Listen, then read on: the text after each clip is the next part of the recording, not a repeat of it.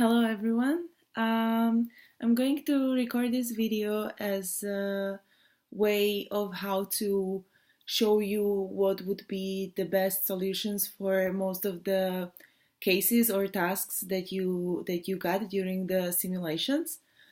But in case you still don't understand, or if there is anything that you have not got very well, just approach me or your team leader or your VP.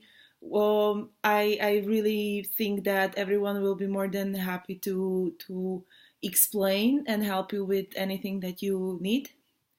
But to go through the simulations, as you've probably noticed, the whole thing was divided into four parts based on the customer flow that we have in OGX. So the tasks were divided into four phases: attraction phase, consideration phase, value delivery phase, and brand advocacy phase. As you know, like for the attraction phase, most of the tasks, or like actually all three tasks in this phase, were in cooperation with marketing, because that's how it works in real life. So the only thing that you had exactly in your part was to actually go for info stands, and for that you got the evaluation sheet, so you got directly feedback what was good, what was done, and what was not done, and what was not done in a very good way. So for that it should be very clear. If not, again, like approach either your team leader, VP, or me.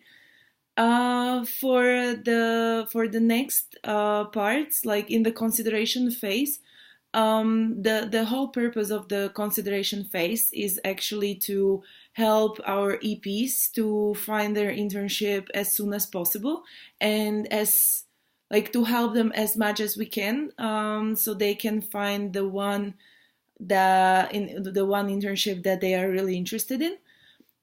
For this phase, or actually for the activities in this phase, the the the biggest importance is to communicate with EPs and to help them individually, because what is the case sometimes is that their profiles and their CVs don't look very attractive, and that's also the reason why they cannot find the internship as soon as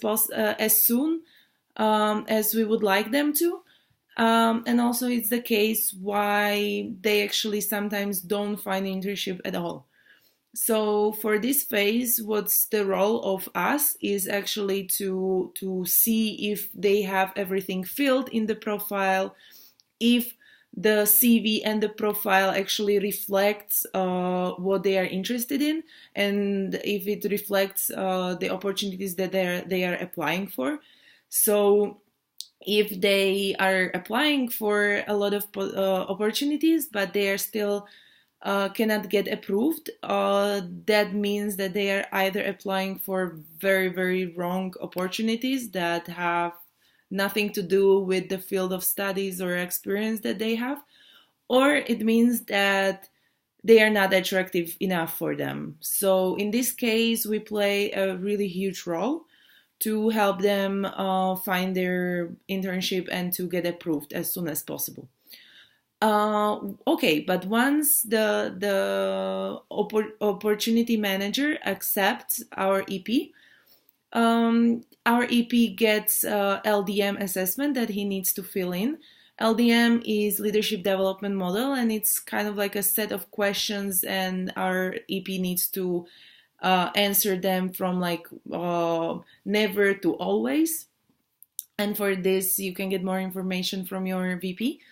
And once he does this, he signs the contract, and then he pays the fee. So for GIP, it's 350. For GCDP, it's 200, and for Global Talent Entrepreneur, it's 200 as well. Once this is done, he is approved in EXPA, and he is just going to wait and prepare for traveling for his internship. Between this period of getting approved and getting on the internship, there is preparation seminar happening. So it's outgoing preparation seminar, or OPS, where our EPs get very valuable knowledge when it comes to knowing what ISEC does and why do we do exchanges. So this is very crucial because we are not a traveling agency. We don't do exchanges because we want people to travel. It's because there are deeper meanings, or there is deeper purpose in why we're doing internships. So they are going to get the knowledge on why ISEC was established and what we are trying to do in ISEC. Then also they get the legality sessions, where they learn what are the responsibilities, rights of all stakeholders involved in the whole process. So home entity, host entity, and them. And also they get some preparation when it comes to knowing that there might be a culture shock happening, also some goal setting that they do in order to prepare for the experience in the best way possible. So once this happens, EPs usually get insurance, they get visas, they get some vaccination if it's needed, and then they leave on the internship. During the internship, there are some cases when EPs are not very satisfied, either because of ISEC side or because of the internship itself. So the company or organization, they don't do something that they were supposed to do. In these cases, the most important thing is to deal with the situation as soon as possible. We have exchange program policies that you already know about. So in case anything happens, just look at the exchange program policies and try to deal with the situation as soon as possible. When it comes to communication during the internship, it really depends on how you set up the communication between you and your EP. If it's also GCDP or if it's GIP, so the communication can vary on depending on what type of internship it is and also on what type of person it is. But in general, you should keep in touch with this person, get to know how he's doing, if he's developing, if he's learning, and in general, how he's doing, and knowing if everything is fulfilled, what is supposed to be fulfilled. And once our EP comes back from the internship, he gets NPS survey, which is Net Promoter survey. That's the survey about his satisfaction. So how likely he is to recommend the internship to his friend. Again, for more information, you can approach your VP. And he does the LDM assessment again, so he can see the progress if he has some, or if he doesn't have any.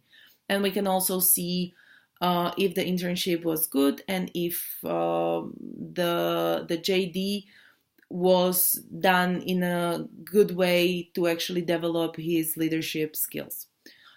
And after EP is back in Slovakia, we organize reintegration seminar, which is mostly to evaluate the internship itself, how the EP was satisfied, what did he learn, and how actually can he use things or skills that he learned in his future life. So we can also, or we are supposed to show him opportunities that he has, either in ISEC, so taking another GCDP or GIP, or becoming a member in some cases, or also outside of ISEC.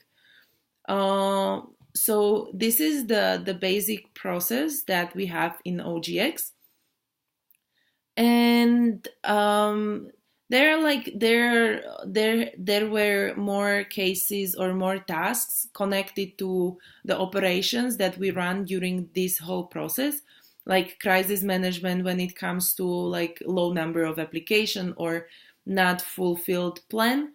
In these type of situations, the main thing or the most important action is to actually take some action as soon as possible, to deal with the situation as soon as possible, because then it usually just adds to the first small problem and then it can become a very huge problem later on. So that would be all from my side. If you have any questions, you can really approach your team leader or your VP. And if you are interested in anything connected to the simulations or to generally OGX area, either OGCDP or OGIP, then approach me. You can find me on Facebook, or you can write me an email on katarina.kubanova@isaac.sk. And that's it from my side. And I wish you good luck in finding internships for our EPs and giving them opportunity to experience an amazing journey and internship in their life. So see you very soon, hopefully, and good night or good evening, good morning. I don't know what the time of the day is right now for you. So bye.